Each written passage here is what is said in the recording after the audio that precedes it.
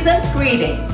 Welcome to Authentic Expressions. My name is Mige Klim. Today's video will focus on ways to enrich your holiday experience.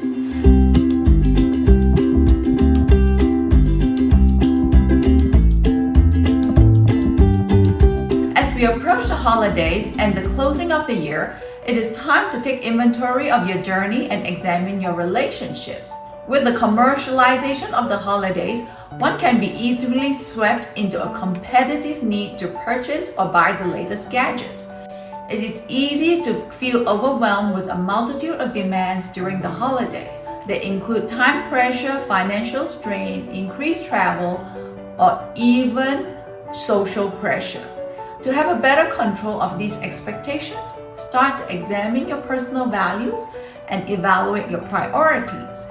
During the holiday season, make this a time where your soul is nourished with rich, meaningful experiences.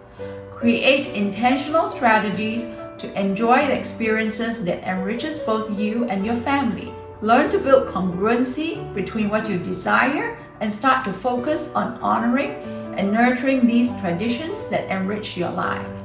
Consider these questions to help foster meaningful experiences for yourself during the holiday.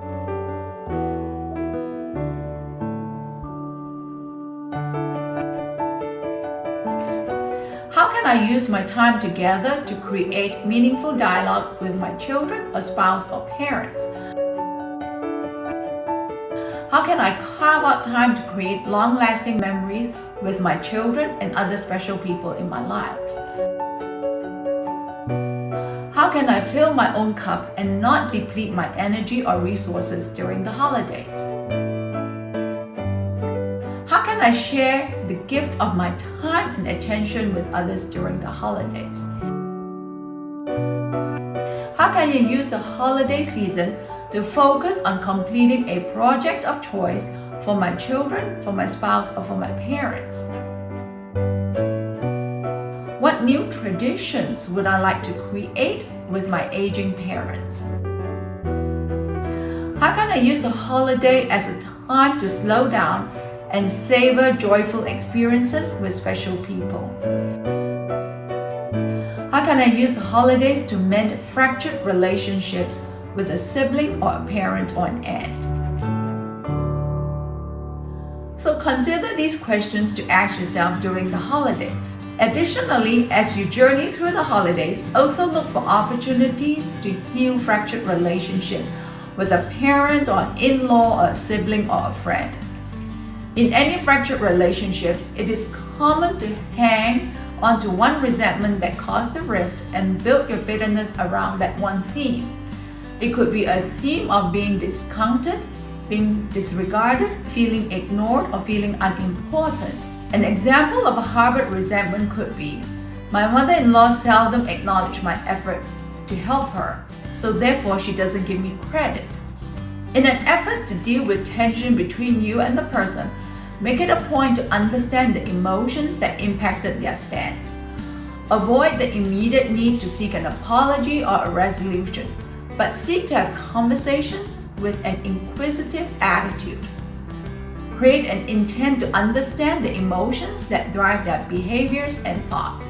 Examples to think about are, if they were critical and judgmental of you, consider where they learned to be critical or judgmental. Who might have criticized or judged them in their past? Growing up, were they pushed to perform and focus on accomplishments? Consider if they too were raised with high expectations to perform, and was their worth wrapped around their own performance. When they used anxious energy to parent you or relate with you, and they were overprotective, who might have hovered over them with worried or anxious energy? In conversations, seek to foster understanding of their history and factors that impacted their development. How might these factors have caused them to be anxious, timid, rigid, or even fearful in their interactions?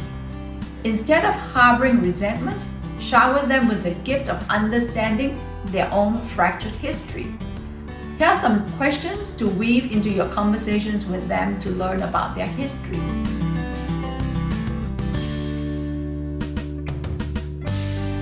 Tell me about your childhood years.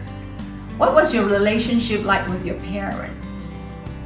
When did you feel heard growing up?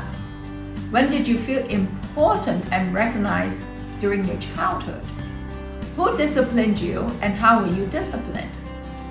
Whom were you close to and what was that relationship like?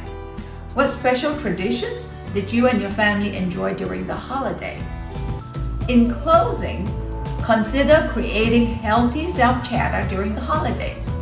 Be kind and gentle to yourself and set reasonable expectations that allow you to enjoy the holidays with special people in your life. Use this time to create a season that is built upon meaningful experiences and long-lasting connections.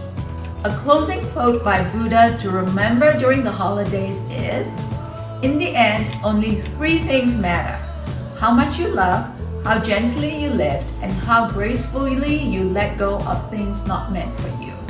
Enjoy the holiday season and thank you for watching my channel.